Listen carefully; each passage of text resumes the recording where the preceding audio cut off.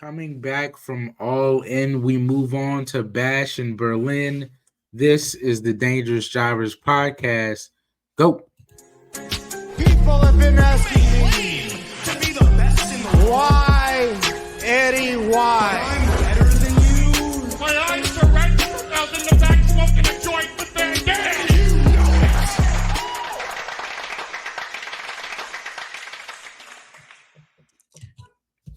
It's good to be back. I am your boy, Stevie Jobber. And I'm your boy, Dangerous Duke. And welcome back to the Dangerous Jobbers podcast, putting wrestling over one podcast at a time. Yes, sir. And we got a real quick predictions for you. We got to talk about these match cards at some point. We'll get to how Triple H is booking these cards, but we got 5 matches to talk about as of right now. It's a tight list, but there's a lot going on. So I think we dive in order of how I think the card is going to be arranged. And where I got number 1, I got Judgment Day and the Terror Twins opening the show, the mixed tag, just because it's high level, but there's not really anything at stake but story. So Duke, who do you predict winning that, and how do you think it goes? Like, how is this happening? I'm thinking the same way as you, to be completely honest here. I have no problems with the Terror Twins and Judgment Day kicking off the show for the same reasons. You know, it's story. There's nothing major at stake here. We're not fighting for custody of Dom. We're not fighting for titles. It's basically just revenge at this point. And, you know, sometimes that makes for the best to kick off a show with. Now, with that being said, I feel like there may be some trickery or some debauchery that takes place. Obviously, you know, Judgment Day has the numbers game on them. So I could see this breaking down either in one of two ways. Either the Judgment Day will sneak away and get the victory, like just by the skin of their teeth, or it's just going to be complete domination from start to end by the Terror Twins. Now, which side am I more leaning towards is the tough question. So I think I'm going to have to slightly edge towards the Judgment Day inching this one out by some trickery and debauchery. I'm not against that. I believe that to be true. I think the Judgment Day actually needs this win. They're the new group in a way, but if you're gonna, you know, every new incarnation of whatever needs to get over kind of on the right away, and it doesn't do Damian and Rhea any discredit to lose here, especially if they get cheated, which they most likely will. I'm almost certain it's gonna be like a 4 or 5-on-2. Yeah, just at about. some point, and they're just gonna eke out the victor. You know, it'll probably look a lot like the old Bloodline, like just a series of everyone getting over, and then at the last moment, Finn comes in and cost them it just at the right time to stab him in the back. Call me crazy. So I'm with you. I think decidingly, I'm gonna say 75, 80% sure. 80% sure this is a Judgment Day win. Yeah. Which to our credit does a lot for Liv and Dom.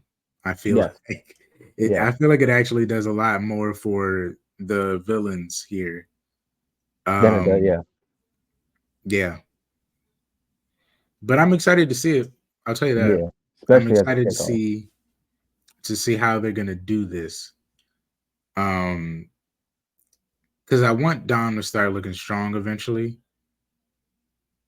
And I feel like this might be the start of that if they can do this right.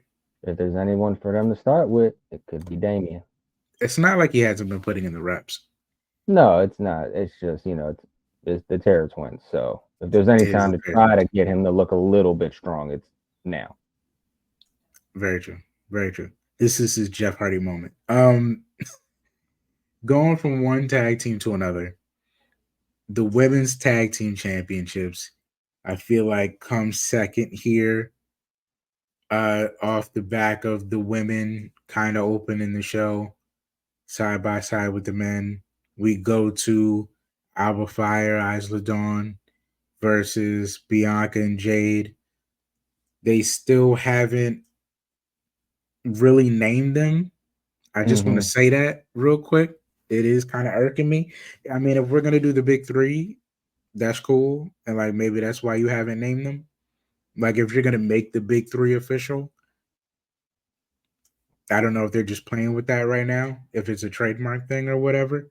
Hmm. But it does irk me that they still don't have a name. Did they get the titles back? No, because I think very, very soon we're getting to that turn.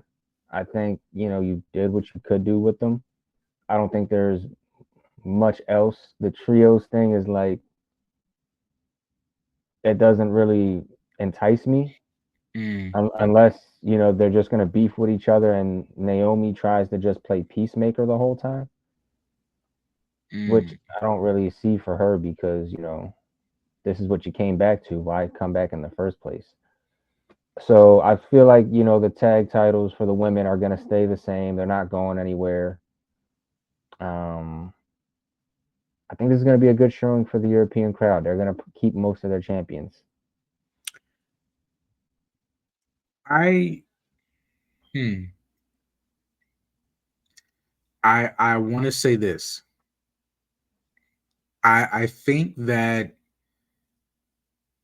you're saying this because you are tired of it, but not necessarily because it feels like it's time. There might be a little bit of bias going on here. And it's not really biased because I like them both and I like them as a group. Like I like the pairing. It's not a bad pairing. It's Mhm. just I think the time has come to cut the cord and let them go at each other because that was the end goal for this the whole time. I don't know, man. I don't know. We're getting so close to Survivor Series, and I'm not sure what the teams are going to be yet. So I'm just trying to look forward at what groups are probably going to have to stay together for the time being. I mean, I can And I understand it. just feel like we're not there yet. Like there's certain teams I know are breaking apart. Like, I so can't wait for the New Day one. I cannot wait. But this doesn't feel like it doesn't feel like it's there yet. It doesn't Okay. feel like it's there yet. It It's feels like you like see. it feels like maybe it'll happen at War Games because I feel like they're gonna pull the trigger closer to Mania Oh, so you uh, got this going a ways away. because originally we wanted Jade versus Bianca at Mania and we got them as a tag team, which is fine. Yeah, it's They not went a bad. different way with it, but I feel like that's the match. And if we're gonna spend the year running the course on this tag team, let's at least make the payoff on Worth it. Netflix or something. You know what I mean? Like, Okay. I mean, I'm not mad. I'm not even saying the judgment's wrong. I'm not saying that I'm mad at it. I see what you're saying. It does make sense. mhm. It's I don't know. I just see it coming sooner. But like I said, could be wrong. Have been wrong before. And you could be right. I could be totally wrong. It could be the turn starting and then Bad Blood. You know what I mean? Is a thing because I still don't know what the card for Bad Blood's going to be, but I know it's going to be good because I know Triple H cares. So Cody's and invested in that too. So a lot of people like Bad Blood. So it's gonna be something. I'm just not sure where the cards are yet. He hasn't shown his hand.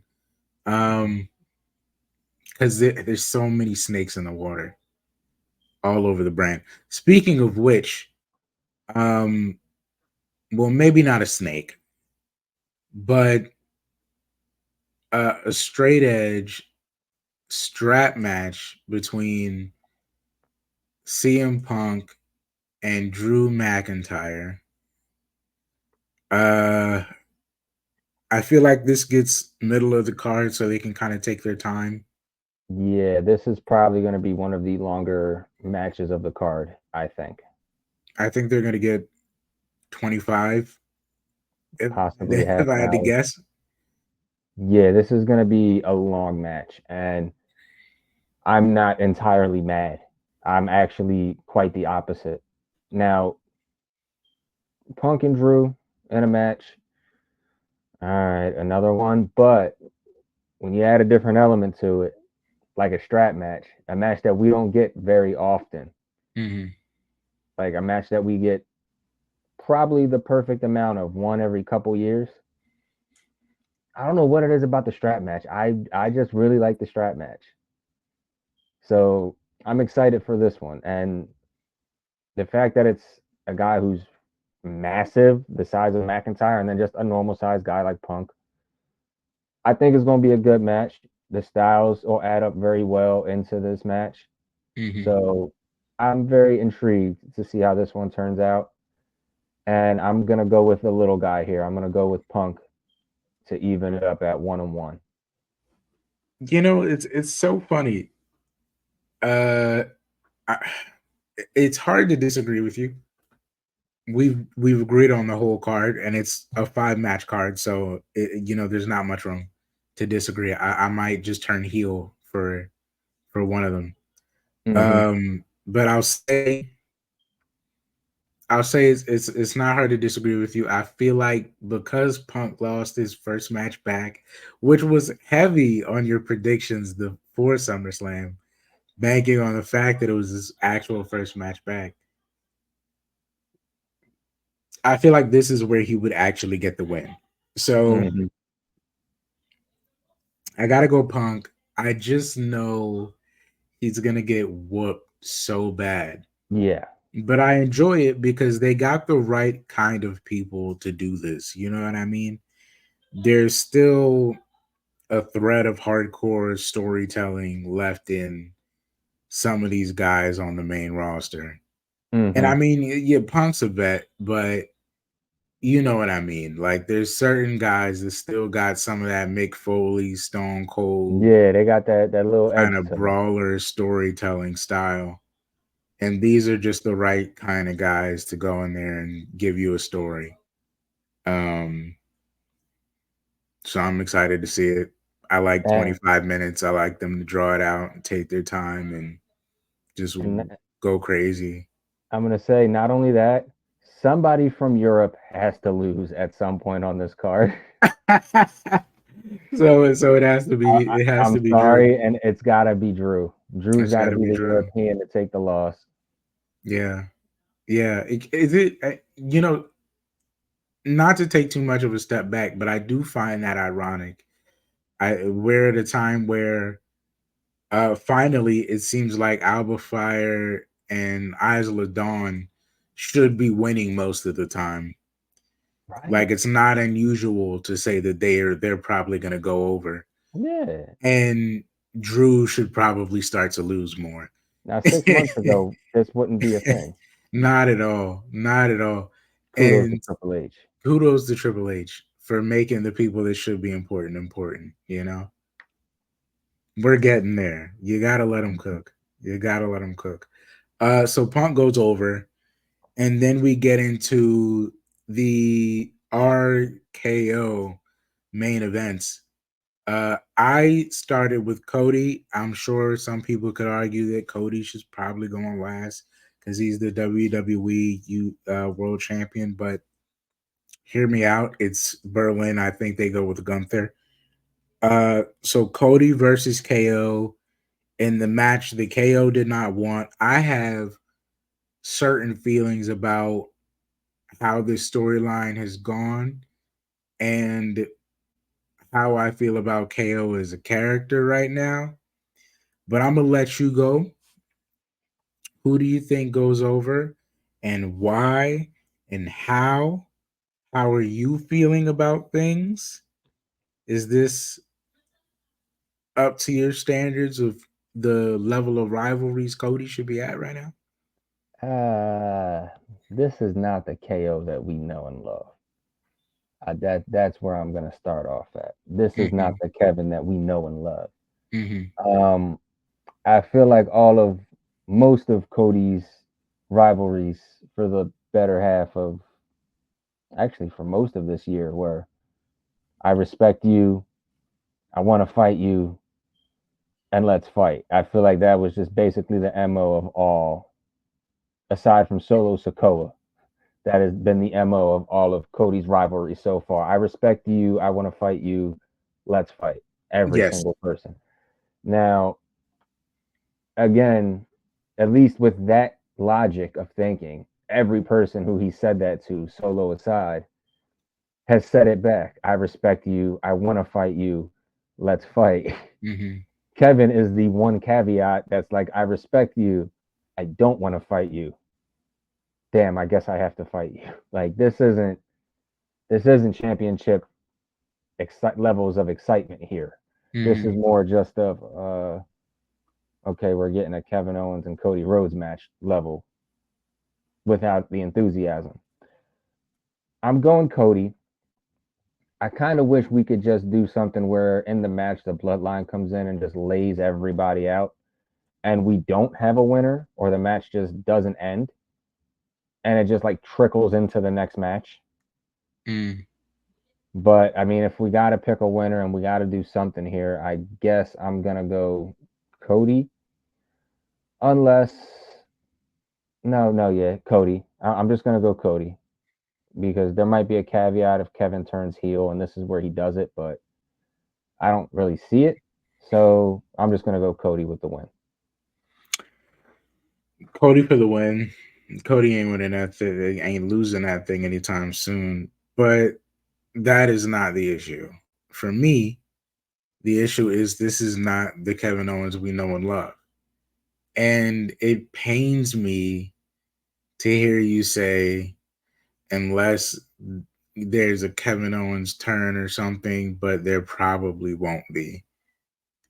Like, just to think probably won't be turning heel and Kevin Owens in the same sentence doesn't make any sense at all. Right. It's like it leaves a bad taste in your mouth when you think about it. Like, I think Kevin Owens is a good guy, and I'm disgusted. I think of him as being a well-respected friend, and I'm repulsed. I'm repulsed. I'm It's pitiful. I like, punch a guy in the face. Why don't you? Like, come on now. It's ridiculous. It's like thinking you're about to open a chocolate pudding cup and you stick the spoon in to take the bite, and it's really just mud. Like that's not what it's supposed to be. It's supposed to be chocolate pudding. We want our chocolate pudding. Never did I think I would use chocolate pudding as an analogy to describe wrestling, but damn it, give us our chocolate pudding. It was disgusting, man. So I'm so confused. So because of that confliction, I almost don't want to be right about this. Like, I feel like it's so spelled out. And I would not mind if there was any match to end in fluff for it to be this one. Just because why even give Cody the win? Like, why even have Cody beat Kevin Owens for no freaking reason? You know what I'm saying? I feel like that in itself is the disrespect. And like, if that's the trigger, if that's what does it, like if he beats him and Kevin is kind of like sulking about it, and Cody tries to do that, like, I respect you BS that he does, and Kevin is like pissed off, and that's when he turns on him, I could see that. But I would like at the end of the match, right? But I would not mind it ending in fluff from the bloodline, because I don't want to see Cody Rhodes beat Kevin Owens. I just don't. Especially not a Kevin Owens that's this weird, like, domesticated version of Kevin Yeah, Owens. like this weird house cat version of Kevin Owens. I don't like it. I don't like it. And for those of you watching who think we're burying Kevin Owens right now, just understand we might possibly can be burying him right now, Just but it's out of love and respect that this is not the Kevin Owens that needs to be here. just look up Kevin Owens the first 2 nights at NXT. That is the Kevin Owens we know. And this is far Yeah. from that Kevin Owens. We won't even describe indie Kevin Owens. We won't even talk about Kevin. We don't even have to go that far. Let's If just you do knew that Kevin Owens. Owens. Yeah, let's just do Kevin versus Sammy in NXT. Hell, let's do Kevin versus John when he debuted on the main roster. There's plenty of other Kevins we can go to. Not this Kevin. No. So unfortunately, Cody Rhodes, which sounds crazy. But we move on from that to the other half of that team, RKO, Randy Orton, the legend killer, going up against the living legend, the current world heavyweight champion, the Ring General, King of the Ring, longest reigning Intercontinental Champion, Gunther. Yes. And it's gonna be fun. Yeah. I'll let you finish here because my opinion is short. Yeah, you kick it off. Go ahead. It's gonna be a banger. Oh, it's gonna be a banger. And I don't know. I don't know what's gonna happen, but I know you got 2 mad geniuses in there. You got 2 dudes that don't do anything without intention. You got 2 dudes that really only have a move set of high level, like nothing is meaningless and everything hurts. And they'll probably not plan anything. I would not be surprised if they go, let's call it in the ring and have a banger. And it's going to be absolutely amazing. And I think Gunther's going to win. and I think it'll be clean. And I think it'll be a fantastic show. And I would not mind them shaking hands and him leaving the ring to Gunther at the end of the show.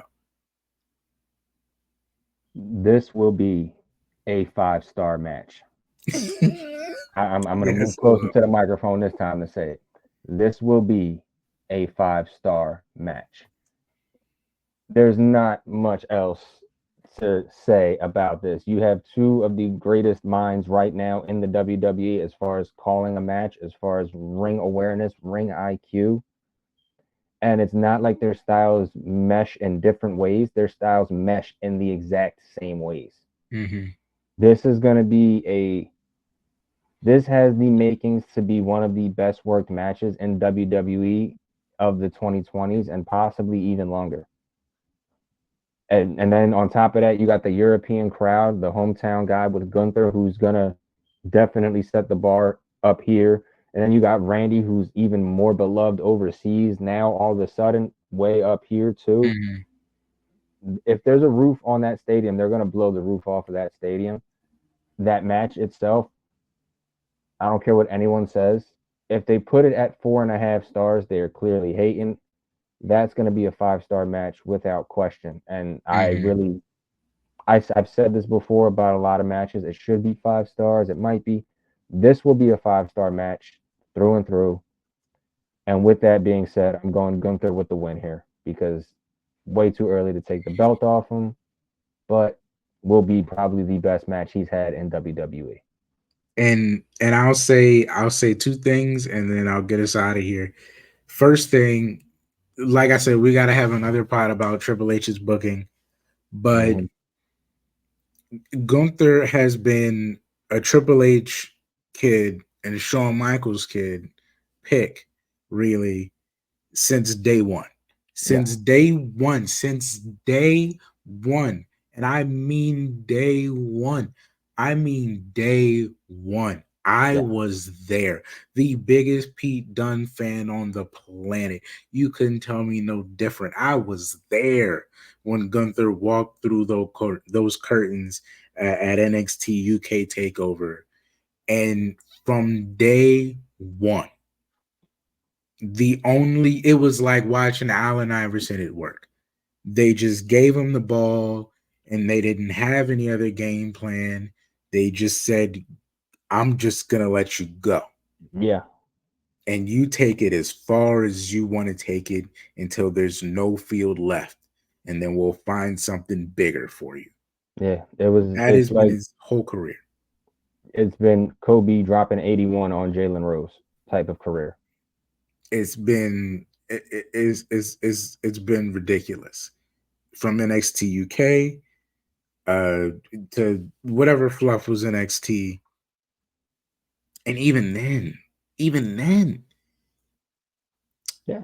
And then to come to the main roster, to overcome the name change and still carry on this momentum into Triple H taking over and becoming a living legend as Intercontinental Champion, to it being a no-brainer for you to become world champ. I wouldn't mind if, and I'll leave on this, if his whole run is this. If his whole run is just finding the best people in the world for him to just go one-on-one against, and his run is just, buckle up, I'm going to hit every major stop I absolutely can and become the greatest world champion of all time, I don't mind it. If he does the same thing he's been doing, I would not care at all. At the highest level. He's been having a good run since he walked in the door, when already he potentially has a Hall of Fame career. Already. First ballot. Yeah, and that's where I'm leaving it. With 2 title reigns, with 3 title reigns and a King of the Ring, it's something special when we're in this short a time frame and you already have a Hall of Fame worthy career. That's like Kurt Angle levels of greatness, to be this early on and have a Hall of Fame career already. Tremendous. Like we've never seen anything like it. Yeah. He's the only guy I've ever seen step in the building from day one and just elevate and elevate and elevate and elevate and never stop. Yeah, because even Randy didn't go on this kind of run. He had setbacks. I've never seen Gunther have a setback. No. Even when we thought he had a setback. Yeah. Like, even when the rest of his squad was a setback, he never stopped. No. It's insane. So yeah, Gunther for the win here. And I just expect overall to have a great show. Same. I won't say too much more than that because we've said all we can say. But hopes are high. And I expect bangers. Yeah. I expect bangers. And for a European show, this is definitely one of the higher hoped European shows that we've had lately. I believe, between the both of us. Mm-hmm. I think this could be Clash at the Castle. Yeah, it quite possibly could. I'm definitely there with you. It could be Puerto Rico levels of good. Unforgettable.